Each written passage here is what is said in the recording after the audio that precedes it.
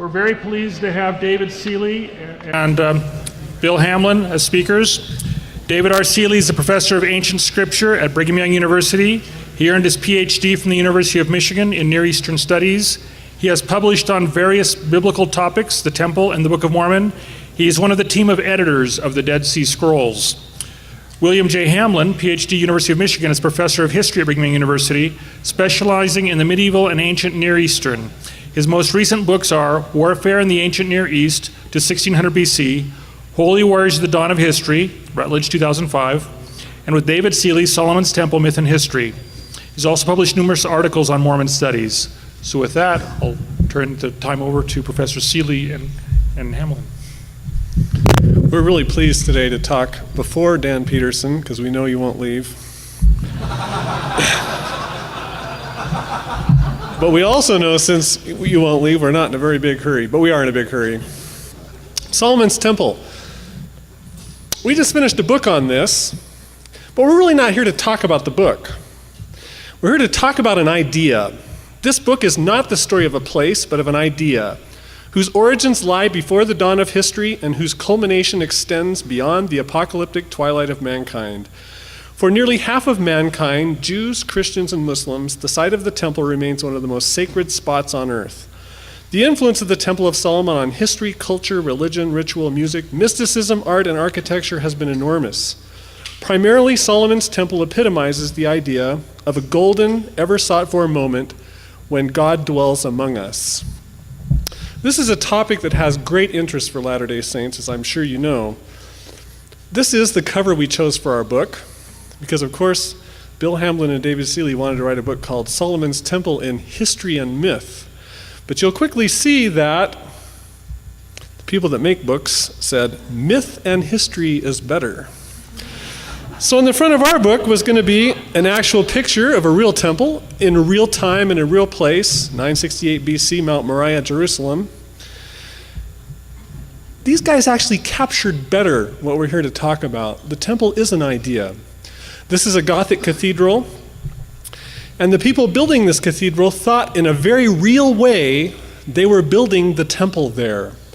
And this picture does capture this idea, the idea that even 2,000 years later, Solomon's Temple has a huge interest amongst the three great world religions, and in fact is a part of almost all the newscasts every single day in world politics.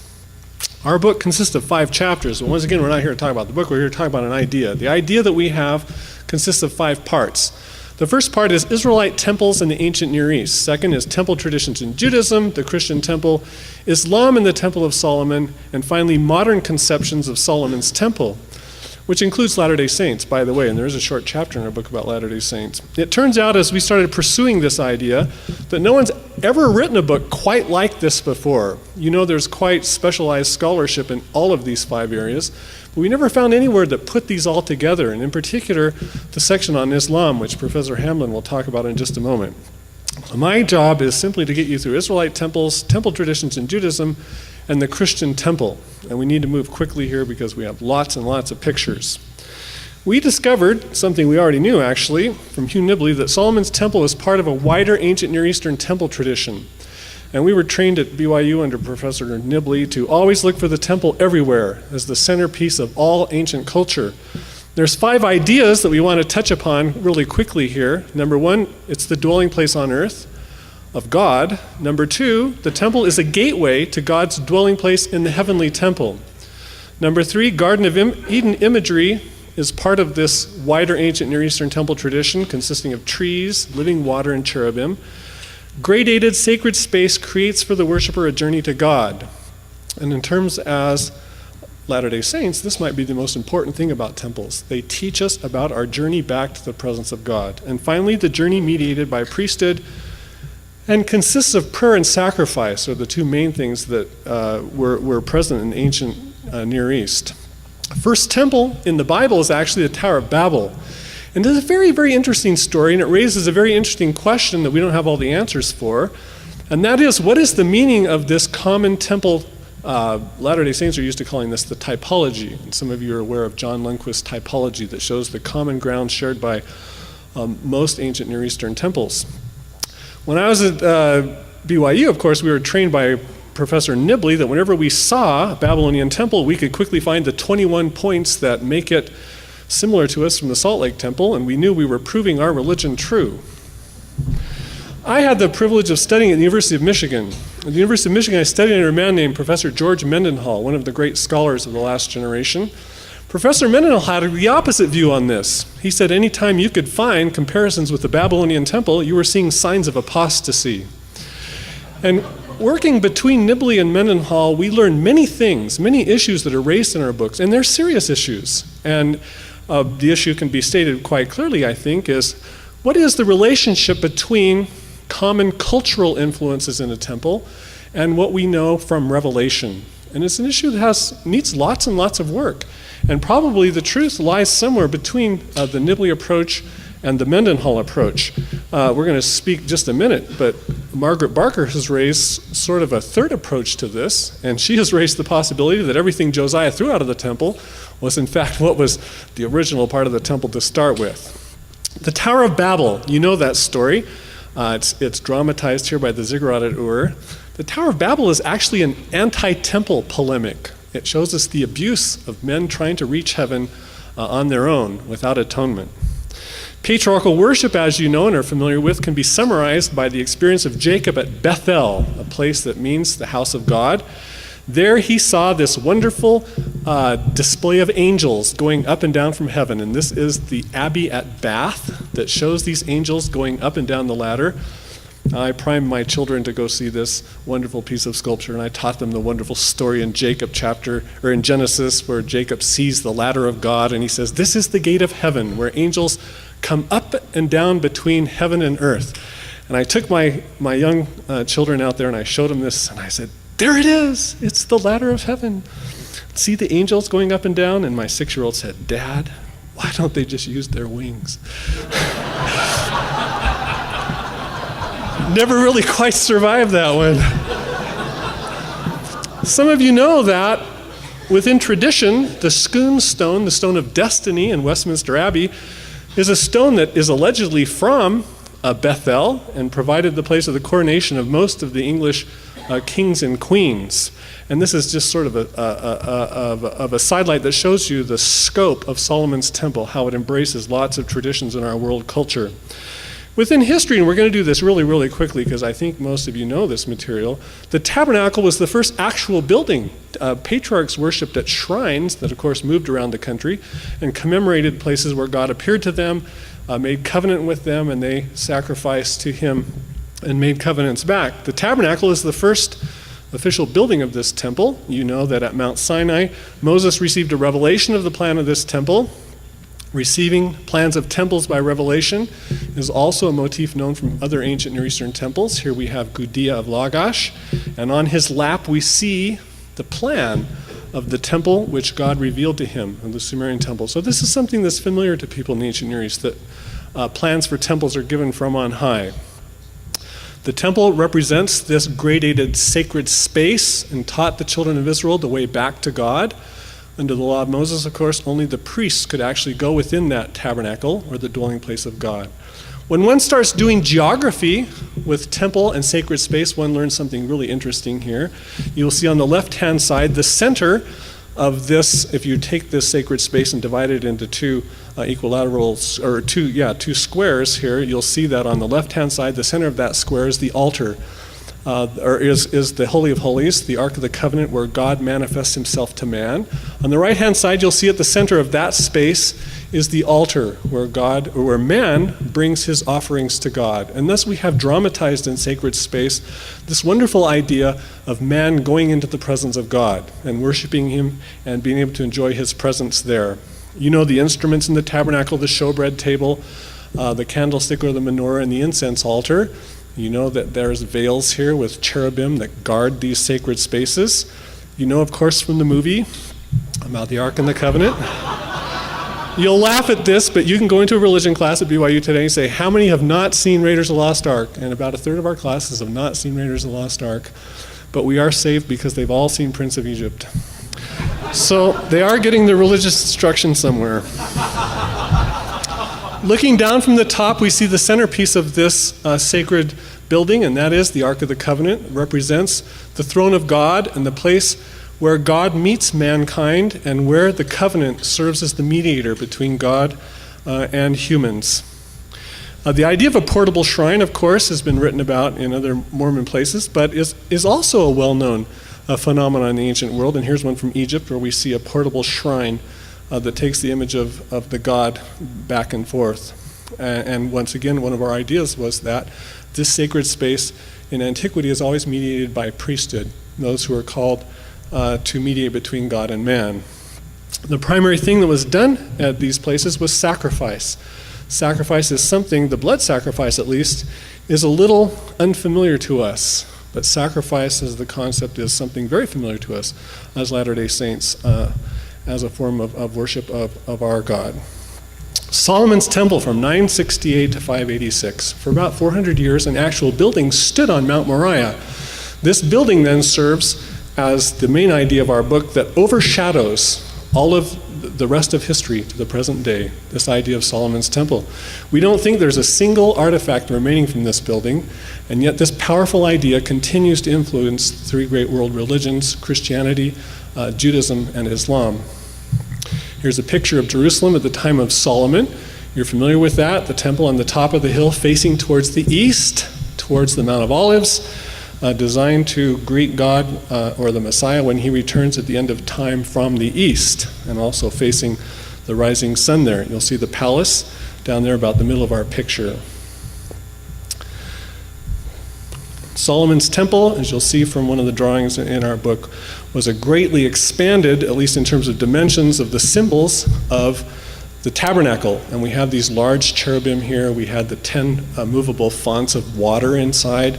We had the great basin outside on top of the 12 oxen that we're familiar with as Latter-day Saints. And we see the great altar in front. Many aspects of this temple, and we actually have to reconstruct this temple largely by analogy with other Near Eastern manifestations of these symbols, since we only have literary kinds of descriptions of these objects. But here we have living water, we have trees, we have cherubim, we have incense altars here. If you look on the upper left hand, you'll see the two columns, a Canaanite view of these two columns that we're familiar with in the temple. We see an incense altar, we see ivory cherub, we see incense shovels, and we see the movable basins that were there. And once again, we're faced with this interesting issue about cultural kinds of borrowings that might have occurred here versus the revelation that we come to expect with the building of temples. There are interesting temples besides Solomon's Temple in ancient Israel. One at Dan, and if you ever get a chance to go to the Holy Land, this is the temple. You can actually stand right on the high place there. This was the Temple of Dan. According to the biblical writers, it was an apostate temple where the golden bulls were. It has the same kind of architecture that we're familiar with in the sacred space at the temple. We have a temple to Jehovah, the Lord God of Israel, at Arad, which shows a basic form of the tripartite structure of Solomon's temple. And these appear to us to have been authorized temples to Jehovah before the time of Josiah, who then overthrew many of these sacred places. And you can see here we have the archaeological remains there. So you can actually visit some of these sacred places. Still has the great altar in front, has the stairs moving up into the holy place and up into the most holy place. And you can go stand in these places and observe this sacred space. Baal and Asherah invade our temples in ancient Israel. And the meaning of these symbols in the temple is not fully understood, but we're familiar with these as representing idolatry. And Professor Mendenhall taught us at the University of Michigan that idolatry is when a culture, even a religious culture, puts any interest above God or their fellow men. And he actually taught us that lots of symbols in the temple, maybe even authorized symbols, could have become parts of idolatrous worship. And there's great insight into studying what idolatry means, both in terms of symbols and in terms of our individual and personal lives. You're familiar with Josiah.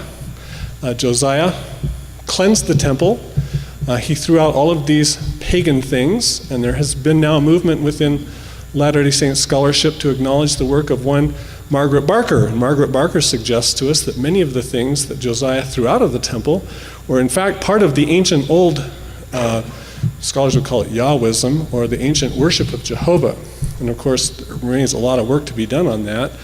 But she's sort of taking a third position in between Nibley and Mendenhall as to the meaning of lots of these symbols that we find in the Bible. Ezekiel had this marvelous vision of God on his throne. And I guess Ezekiel really contributes three things to our discussion. First of all, he sees God on his movable throne, a movable throne that has come from heaven and has met Ezekiel in Babylon on the river Kebar. Ezekiel also teaches us that the temple will be restored. It will be restored in the future. And Ezekiel teaches us that one can enjoy the presence of God through vision, not being in Jerusalem, which is the basis of lots of the mysticism, both in Christianity, Islam, and Judaism.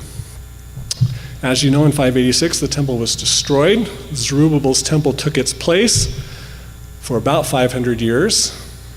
And then it was replaced by Herod's temple, a temple that we're very interested in because, of course, this is the temple at the time of Jesus. Herod the great builder, reestablished this sacred space on the mount there and reinstituted the practice of religion on a grand scale here. Zerubbabel's temple was somewhat less than Solomon's temple. This was a great building in the ancient world, and Herod the Great was a great builder, and this was an acknowledged achievement. One of Herod's greatest achievements in his life was that he sponsored the Olympics one year, all by himself. So when they say Herod the Great, they certainly did mean he was great. But this was one of his great contributions to our idea of Solomon's temple. You're familiar with maybe some of the remains of this building. We still do have a sign that warned anyone from crossing the line from the court of the Gentiles into the courts where Israelites could go, and where he would be responsible for his or her death. Of course, there's a great debate in scholarship. One that we won't go into here is how would one know if one was a member of the covenant at this gate? And some people have actually suggested circumcision check, which of course is probably something that the church will probably just do with barcodes nowadays.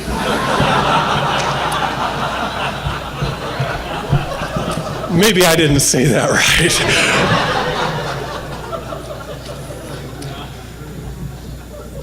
Dead Sea Scrolls. The people in the desert thought that the temple in Jerusalem was apostate.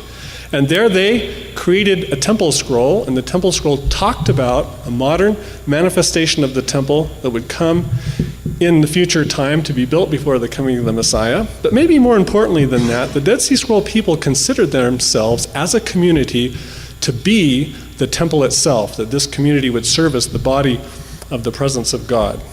An idea that was actually picked up later by the Christians. 70 AD, of course, Titus destroys the temple. We, of course, are interested in how this temple survives in Judaism, and there's 6 simple ways that we can do this. Number one, and we'll just go through these quickly. Number one, that from the very beginning, the Jews had the idea of the rebuilding of the temple. And this is the coin of Bar Kokhba in 135, which had a picture of the temple on it.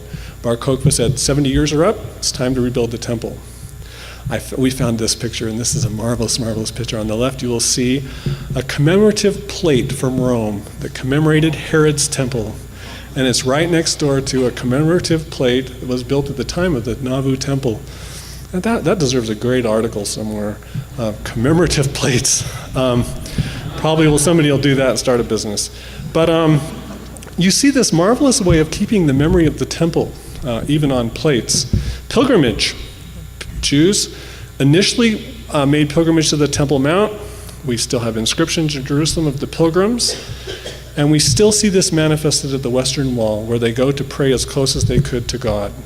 Number 3, the temple remains in Judaism in memory, both in writings and in art. And people like Maimonides added to the already quite large collections of writings in the oral law, or the Mishnah and the Talmud, that recalled for the Jews the exact way the temple worship had to be carried forth. You can see the pictures here of the temple implements. You will see the story of the tabernacle in an illuminated manuscript. And you can see this marvelous Jewish picture of the Messiah coming to Jerusalem on his donkey. You don't often see this in Judaism. You see this, of course, a lot in Christianity. The temple survived, at least in the synagogue, in terms of synagogues being oriented towards the people that prayed in the synagogue oriented themselves towards Jerusalem. There's quite a bit of synagogue art we've discovered now in the last 100 years that illustrate temple symbols. One of great interest is the sacrifice of Abraham, which of course occurred on Mount Moriah, which is the traditional site of the temple, and quite often we see this picture of Abraham connected with temple symbols, because sacrifice, of course, was still at the center of this worship. Mystics in the celestial temple, started by Ezekiel, mystics learned that one could worship at the temple without a temple, and through their mind and their hearts, and through meditation and through reading of sacred texts, these people could achieve experience in the heavenly temple through Kabbalistic and other mystical means. Finally, we have the Samaritans who continue to sacrifice without a temple, but they continue to do the Passover. Finally, temple and Christianity. We're mostly interested in the New Testament for my part, then Professor Hamblin will take over from here. As you know, in all of Christianity, Jerusalem always remains the center of the world. And the temple is always a part of the center of that world. And the meaning of that temple has always interested Christians. I just read a book by Eliyav called The Mountain of the Lord, I think it's called. But I saw in there a quote of Nibley's envy of the temple. I haven't seen that quoted for many, many years. And the author that writes this book, he says, Nibley has exactly captured this. The envy expresses both love and hatred for the temple, the envy of the temple. And Christianity will sort of adopt that pose. As you know, and an observation we can make here that's worth noting, at New Testament times, the scriptures of the early Christians was the Old Testament. And virtually everything that we learn about the temple in the New Testament is based on Old Testament things. You know the story of Zechariah lighting the menorah, Gabriel coming through the veil to announce the coming of the Messiah. There was an early Christian story of Mary who worked at the temple. Jesus was presented at the temple by his parents. As you know, Jesus taught his messiahship using temple images. I am the true vine, may be a reference to the great vine on the gates of Herod's temple. I am the light of the world, given on the last day of the Feast of Tabernacles when Jerusalem was lit up. Jesus casting the money changers from the temple, and finally, behold the Lamb of God, a description of the Messiah that depends on our understanding of the temple. And finally, book of Hebrews, Jesus is the high priest who comes and atones for our sins by going to the Holy of Holies. St. John in the celestial temple in the book of Revelation. And finally, the holy city of the heavenly Jerusalem, where there was no temple because the Father and the Son were there. Thank you.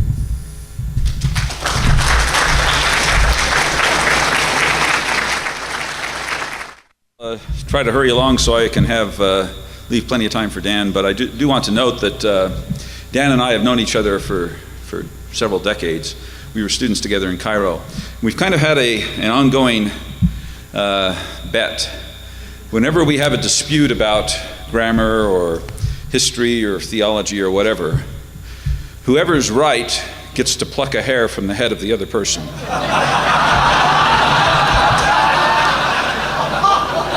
So,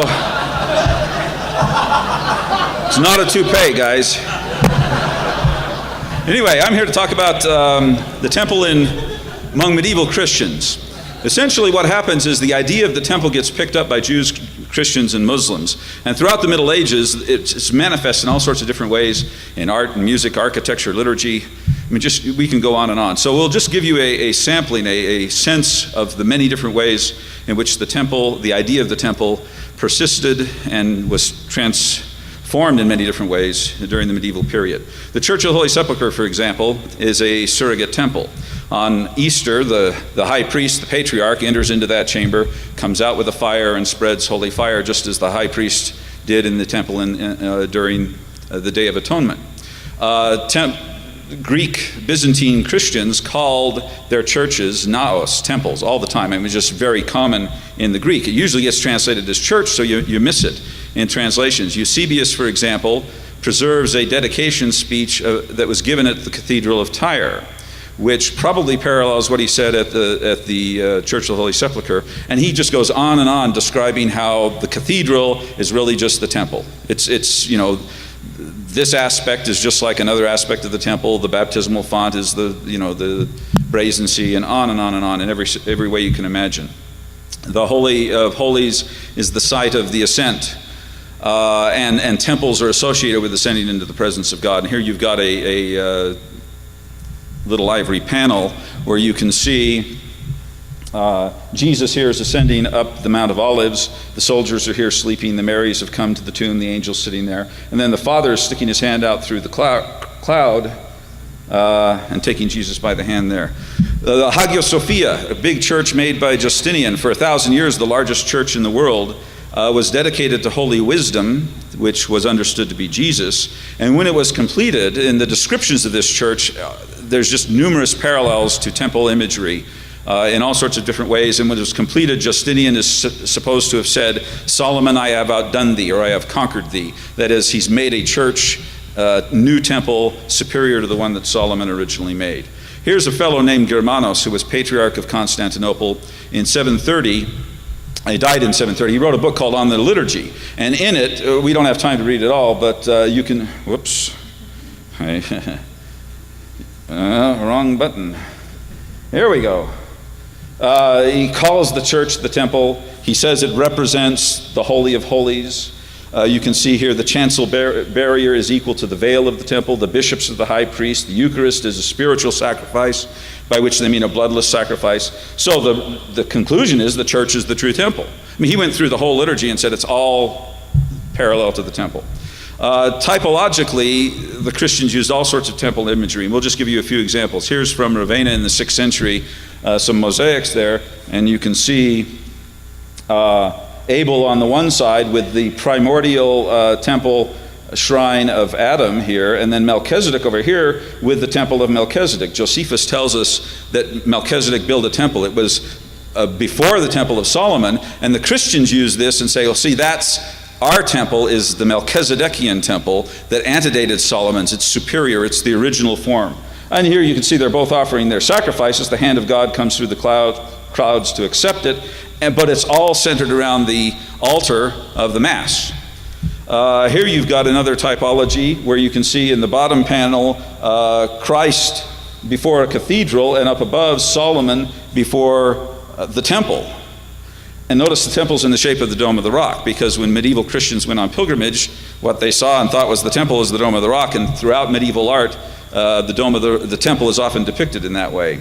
Here you've got a apse in a church in France, in which depicts the Ark of the Covenant and two grand angels, the two cherubim who were described as overarching the ark with their wings outstretched. So the apse of the church where the altar was is equated with the Holy of Holies. I mean, it's a very clear typology there. Here's a baptismal font from Belgium that uses the oxen of the brazen sea as a symbol for associated with baptism.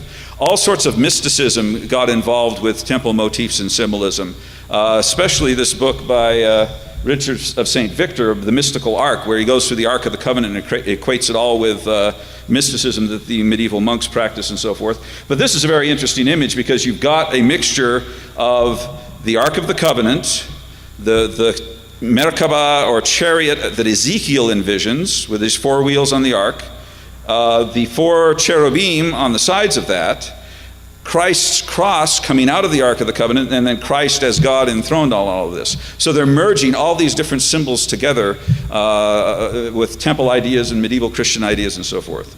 The Crusaders, of course, conquered Jerusalem and established themselves there, and they called the Dome of the Rock the Templum Domini, the Temple of the Lord. And the Templars as a movement is, of course, the priests or the monks of the temple. They had reestablished a temple priesthood there, in other words.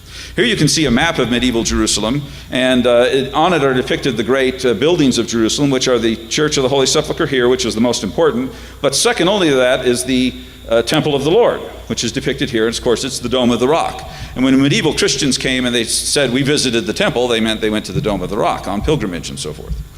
Here you've got the seal of the Templars, who became the guardians of Solomon's temple. And on it, on the one side, you see their military activities, but on the other side, On the right, you see their religious activities, which depicts, again, the temple of the Lord as the Dome of the Rock. When they went in there, they took the rock and built an altar on it. We don't have much archaeology about this, but we have good details and descriptions. And here you can see the altar of the Mass put on the rock, which they believed was the place of the Holy of Holies. And they created then this equation between sacrifice of the Old Temple and the Mass, or the Eucharist as they understood it. Even the Africans got into this. The Ethiopians were converted to Christianity in the mid-4th century and have a long tradition about Solomonic antecedents of both their kingship and their religion. And they have traditions that the Ark of the Covenant is kept at a place called Aksum. Here you can see the church. This is the Church of St. Mary, but the Ark is supposedly kept in this building. If you go to Ethiopia today, you can talk to the people and they'll all tell you, yeah, the Ark of the Covenant's there. So they have this link, their own tradition, their kingship and so forth, linking back to Solomon's temple. Very interesting story about a fellow named Lalibela, who was king of Ethiopia. He had a vision in which he ascended into heaven and entered the presence of God. Notice the angels and Jesus and everybody. This is Jesus enthroned in heaven. Here's Lalibela, here's an angel. And they're all, of course, Africans. Each culture depicts these things, as their own people. The Europeans, Jesus looks like a Viking and so forth. I mean, it's very typical. But Lalibela goes to heaven and he meets God, and God instructs him, go down to earth and make a replica of the celestial temple you see here. And so he gave him this vision of this temple up in heaven, and then he went back to a place called Lalibela now, and he did all these rock-cut churches. They're cut into this solid rock. They're all one monolithic, they're called, just a single piece of stone. And he called the place the New Jerusalem. Now, it's called by tourists and people today Lalibela, but this is an incredible way that this man's visions get transformed, of temples in heaven gets transformed into those on earth. Islam has the same type of thing. We don't generally associate Islam with Solomonic traditions, but they're everywhere. Once you start looking for them, it's in the Quran. The Quran talks about the building of Solomon's temple in several different places. Here is a Muslim manuscript showing Solomon over here, the building of the temple here, and these strange creatures are the demons. There's a book called the Testament of Solomon, which describes how Solomon got special power from God to bind the demons to make them build the temple, because essentially it was something that was beyond the human capacity to do. And so this gets picked up in Islamic tradition here in this painting here. Here you've got another illuminated manuscript from the Islamic period showing the Dome of the Rock as the temple. And over here is Nebuchadnezzar, and this is from the manuscript. It's a historical manuscript by al-Biruni depicting the destruction of the temple in biblical times, and it's the Dome of the Rock. They're clearly equating the two. I've collected several different guidebooks to the Haram al-Sharif, or the Dome of the Rock area, Temple Mount, printed by the Waqf, the Islamic foundation that runs the Dome of the Rock, from back in the 20s on up through the 60s, and they all just say, yeah, this is where Solomon's temple was. Now there's temple denying movements among Palestinians today for political reasons, but everybody up through 67 said, yeah, this is where Solomon's temple was. So they clearly made that equation in the old traditions. Another very interesting thing is Muhammad's celestial ascent, which occurred from the temple in Jerusalem. Now, don't worry about the fact that the temple no longer existed. This is a visionary thing that he had. Here you've got a depiction of Muhammad's ascent from an Indian Muslim manuscript. But down here you can see the temple. There's Jacob's ladder ascending into heaven. Here's the tree of paradise, tree of life in paradise in the third heaven. And then the different layers of heaven that Muhammad ascends through. And in each one he meets a different patriarch or prophet from the Old Testament. This is Abraham there. So you've got this celestial ascent of Muhammad. He was in Mecca at the Kaaba, has a vision. An angel Gabriel comes to him, takes him to Jerusalem. It's called the Al-Aqsa Mosque, the furthest mosque. And then from there he ascends into heaven from the temple in Jerusalem. And these traditions, if you go to the Temple Mount today, the Muslim guides will tell you all about Muhammad's ascent from the Temple Mount. Here's a different depiction of this. You can see the Kaaba over here, Solomon's temple here, and then Muhammad ascending on Barak, which is kind of a cherub-like creature. And then the heaven is opening up. The angels are poking through, watching Muhammad ascending into heaven. When Muhammad comes into heaven, there is a celestial temple. They call it the Beit al-Ma'mur, but it's the celestial temple. And there, Muhammad, it's protected by 70,000 veils and angels. And Muhammad has to meet these angels and be permitted to pass, to enter into the presence of God there in the celestial temple. The Kaaba itself has all sorts of temple imagery. One of the temple books published by Farms has an article about the Kaaba as temple. It's fascinating stuff that you can see here. Circumambulation, praying towards a central spot. The cubic form of the temple of the Kaaba parallels the cubic form of the Holy of Holies. Both buildings are perfect cubes, which, just is this sacred symbol transposed, as is New Jerusalem as described in the book of Revelation. The Kaaba has a veil, it's called the Kiswa, and it guards the doorway here, and you can see on it, instead of cherubs and stuff, they've simply inscribed the Quran. I think the entire Quran is inscribed on these. This is done in gold thread and so forth. But here's worshipers on pilgrimage coming, worshiping at the veil here. The Dome of the Rock was built on the site of Solomon's temple and associated in Muslim traditions with that. We're running out of time, so we can't go into the details, but there's all sorts of traditions associated with how the Dome of the Rock was built and what it symbolizes in Islamic culture. Here's a medieval French miniature of the building of the Dome of the Rock by Omar, who's one of the caliphs, and you can see here he depicts it as a medieval cathedral. So there's all this overlapping of symbols between the different groups. So Dome of the Rock is conceptualized in Muslim tradition as the rebuilding of Solomon's temple. And of course, medieval Jews and Christians pick up on this. Here is a Jewish depiction. It says this is our holy place, right there in Hebrew. And it's the Dome of the Rock, right? We actually have a picture in the book, which I didn't get a slide of, that shows the Dome of the Rock with a Star of David on the top. It's the Jewish temple. I mean, so it's very interesting how all the different groups claiming this and using the symbols and recycling them in all sorts of different ways. Muslim mysticism has all sorts of temple motifs as well. Rumi has a bunch, but the most interesting is Ibn al-Arabi, who did all sorts of mystical ascents into heaven, in which he enters into the celestial temple, worships God and so forth, and then comes to realize in the end that the true temple is the heart of man where God must dwell, these types of things. So lots of symbolism, lots of allegory and mystical ascents going on in Islam associated with the temple. Here's a fountain in Spain that uses Solomonic motifs. It's got a fountain of water on the backs of 12 lions rather than oxen. There's obviously a little bit of distortion of the tradition, but the same basic thing. And from this flows the waters in 4 different directions to water the garden at Alhambra Palace. The Muslims also beautified Jerusalem and the Temple Mount in all sorts of different ways, and kept it as a very sacred place, as it's said in Islam, the 3rd holiest place in Islamic tradition. When you come to the modern period, 16th, 17th century and onward, there's all sorts of new ways the temple is conceptualized by many different groups, including Latter-day Saints. The most famous way for Protestants is as a Christological typology.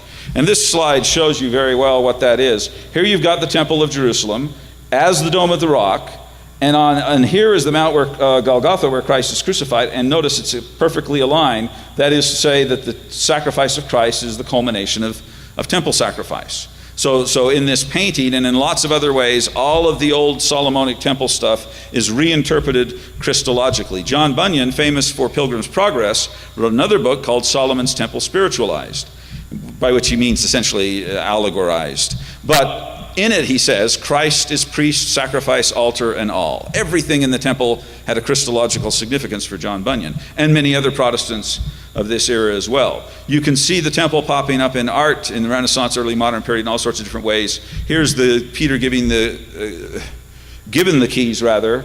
Christ here gives the keys to Peter, and in the background is the Dome of the Rock as the Temple of Solomon. Now, this person hadn't seen it. He'd heard descriptions of it. Well, what does the temple look like? Well, don't bother to read the Bible. Get some pilgrim to tell you, well, it's a round building and it's got this dome. And so he painted it. And that's what he came up with. Others see the cathedral as temple. And here you've got Christ's temptations. And here's Satan and Christ on the pinnacle of the temple, which is a Renaissance cathedral, just very similar to the one in Siena. But at any rate, the cathedral, temple, it's the same place. In the 17th century, you had all sorts of mystical and kind of esoteric interpretations coming up. This is a fellow named Villapando who created a very Baroque image of the temple mixed in with all sorts of Hermetic mysticism and stuff. Here's the Holy of Holies according to Villapando. So you get a lot of kind of wild speculations going on here, but all of it trying to understand and make sense of the temple in a different culture. You also, however, by the 16th century, get people who are carefully studying the biblical text and other secondary literature and trying to come up with what they thought the temple looked like, and we're beginning to get something approaching what modern scholars think the temple was like. Temple symbolism pops up all over the place with these columns. These are known as Solomonic columns because when Constantine built the first Vatican in the 4th century, he is said to have brought, I think it's 24 columns from Solomon's temple and used them to build the Vatican. He rebuilt Solomon's temple using these columns. And these columns are these twisty ones like this, these curly ones. And so they become Solomonic columns. They appear in art and architecture all over the place. This is the Baldacchino of Bernini in St. Peter's today, a splendid thing, but it is then becomes the Holy of Holies using these pillars to recreate Solomon's temple in a sense. All sorts of mystics use temple motifs in many different ways. Sir Isaac Newton wrote a whole book about ancient chronology and so forth, and tries to recreate what the temple looked like in many different plans. Magicians were using all sorts of Solomonic motifs. This is the seal of Solomon used by magicians in all sorts of different ways. But they also did what they called a magic circle. This magic circle was designed to protect them from demonic powers and so forth, or perhaps to imprison demons within it. But notice the use of all these names of the Lord, Adonai, Tetragrammaton, and so forth. The magicians, by using the name of the Lord, are essentially usurping the role of the high priest, right? When they do this, and that's what they're doing in their circles. Here's a description of how you make a magic circle in a magic book by a guy named Pseudo-Agrippa, and Pseudo is not his real name, but fourth book of occult philosophy. And he says, when you would consecrate a place or a magic circle, you ought to take the prayer Solomon used in the dedication of the temple. In other words, if you make a magic circle, you got to say Solomon's prayer because you're creating a temple by making this, or sacred space by making this. Freemasons, of course, have all sorts of temple motifs. Here's a famous one with the compass of Christ creating the universe using the compass tool. Here's a very interesting one. This is 13th century pre-Freemason, but here you've got Solomon and you've got Hiram of Tyre, and notice he's got a square there, and behind him you can see the cherubs on the Ark of the Covenant. But this is a typological motif paralleling Christ, Peter, and Paul, and the church. So Solomon's temple, the church, Peter and Paul, fulfilling these roles of the builders of the new temple, the new church, and so forth. But using what will become a Masonic symbolism with the square there. Here's a picture of used by French Masons, equating all their Masonic stuff with temple, all the different temple things here, the showbread table, altar of incense, menorah, and so forth. They're all associated with Freemasonry in that way. There's also interesting movements called Neo-Templar movements, which developed in the 18th century, and they essentially create a new Templar mythology, associating them with all sorts of mystical things. You've picked this up in the Da Vinci Code, if you've read that. The Templars pop up as a element in there, and temple motifs go on. And his new book's going to be the Solomon Key, I think, is what it's entitled. So who knows what Solomonic stuff might be in there. Modern scholars from the 19th century on through archaeology have attempted to recreate what the temple looked like. This is a guy named Tissot trying to tell us what Herod's temple looked like. Here is Tissot's depiction of the Ark of the Covenant. And of course this gets picked up in Indiana Jones. The basis of this, the one they used in the movie, was based on Tissot's painting here. Archaeology has uncovered all sorts of stuff. There's a huge archaeological movement and scholarly movement designed just to try to figure out what the temple was, what it looked like, and what it means. It's a whole independent branch of ancient studies. Here we're running out of time. So there's also a political dimension with the Arab-Israeli crisis, the struggle over who's going to control this Temple Mount and what we're going to do with it. When the Israelis made their seal, they took it from the temple vision of Zechariah and Zechariah 4, with the menorah and the olive branches recounted in that. Go read Zechariah 4, look at that seal, you'll see that's what they're doing there. The Israelis captured the Temple Mount in 67, and this fellow Rabbi Goren on this fellow here and his cohorts tried to blow it up. They were prevented by other Israelis, but here you can see the Israeli soldiers taking over this, and it spawns a whole phenomenon in Israel called the Third Temple movements, in which they are attempting to destroy the Dome of the Rock and rebuild Solomon's temple in its third form. And this is the Temple Mount Faithfuls movement, and it says here, you know, the third temple. They're ready to build the third temple, and these are cornerstones for that temple that they've cut, and they annually try to go up on the Temple Mount and set those down. The Israeli police always prevent them from doing it because they don't want to start riots and stuff. But there's this strong movement in Israel, and there's an equally strong movement among evangelicals. Now, there's all sorts of ways evangelicals interpret the temple, but if you read Left Behind books, the Antichrist builds the temple, right? That's one of the things that happened. I haven't read them, but I hope he does, because that's what we said in the book. It said it on the blurb, right? So I assume that it really happened in the book. Randall Price is an evangelical who's written numerous books on this subject. If you want the evangelical perspective, he's probably the guy to turn to. So what we end up with then, as after 3,000 years, the temple has influenced art, architecture, all sorts of different ways, theology, and it still continues to be probably the most intractable problem for the Arab-Israeli conflict. Is it going to be a place that we fight over and kill over, or is it a house of prayer for all nations, which Isaiah prophesied that it would become? And so, you know, if you look at Solomon's temple as this overarching cultural phenomenon, it's everywhere in Judaism and Christianity and Islam. It's really quite amazing. From the fair perspective, there's a couple things you can take a look at. Lots of evangelicals say Christians never built temples or cared about temples. It's everywhere in Christianity. There's also all sorts of ascent mysticism associated with the temple. That is with a celestial temple in heaven. The real one on earth is destroyed, but you ascend into heaven and visit the celestial temple, and that's how you enter into the presence of God, by entering into this celestial temple. I guess it's time for questions. Sorry we took so long. Too much stuff.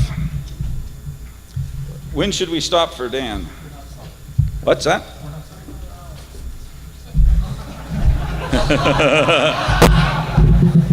Somebody said they don't want us to stop, Dan. Okay, well, I'm supposed to read these questions and Any questions you want to answer. Ezekiel's temple of the last days. Who will build this temple before Christ's advent? I don't know. There are different points of view on this. Elder McConkie thought that the temple would be built by the Latter-day Saints, for example, right? Some people think the Jews are going to build it. I guess those are the two main possibilities, but I don't know.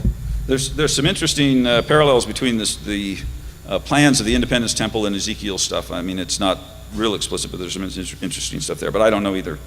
I can tell you about the past, the future. That's Seeley's department. How much of the Temple Mount has actually been excavated and documented? Of the Temple Mount itself, very, very little. All around the fringes, they've done all sorts of excavations, but it's very difficult. Well, they just don't excavate on the Temple Mount, right? Right, but recently they have excavated to make a mosque on the south end of the Temple Mount, and they've taken all the rubbish to a place just below the Jerusalem Center where Israeli scholars are now going through it, and they're finding lots of artifacts in it. So it hasn't been officially excavated, it's been dug up.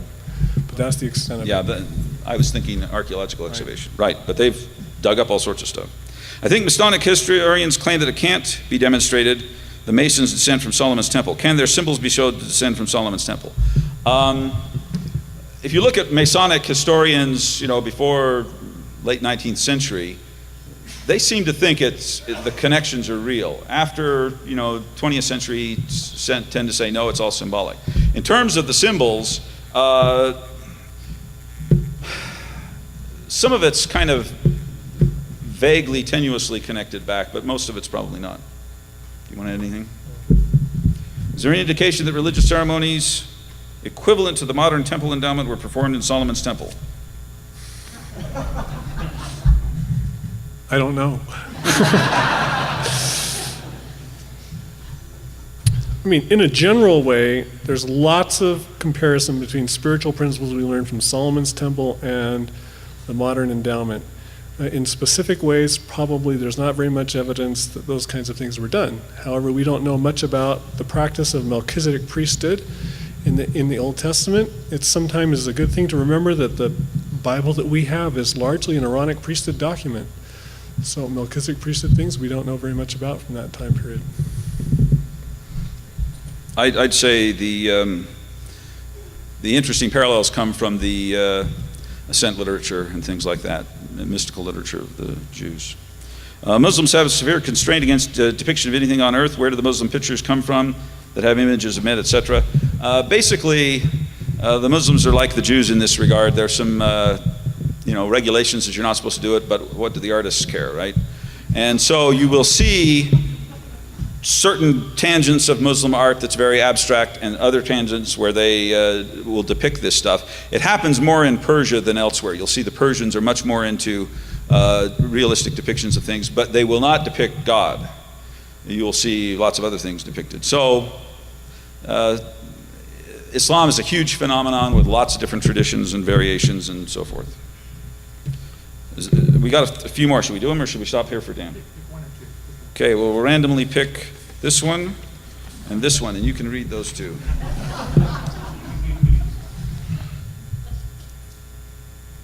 What's yours? What was the nature of temple worship among non-Levitical Jews, other than animal sacrifice at specified times? Did they just hang out at Solomon's porch at the court of the women for prayers? It's a great question. Generally, most of the things that we know of that were done at Solomon's temple were done by the priesthood. However, the people were actively involved in killing and giving their sacrifices to the priests. They were actively involved in prayers and in fasting and other kinds of liturgy that happened there. But they would enjoy that really from outside of the court, outside of the priestly courts. Probably involved in some singing too. And then there's lots of mystical stories about mystics in the temple having visions and things like that. This person's asked a question about a specific picture. I'm trying to find it here. I won't read the whole question, but basically the question is, where does this symbol on, it's an octagonal thing, yeah. The question is, where does this symbol come from? And you can see it on some LDS temples. It's sometimes called the seal of Melchizedek. And I don't know if in this particular 6th century picture it had that meaning or not. But you see it in, it actually antedates this as well. But some early Christian altars have it. And my understanding is that some people told church architects and stuff about the symbol, and they liked it and have incorporated it in some of our temples. But it's supposedly the seal of Melchizedek. And you'll see it once in a while in some temples. Thank you.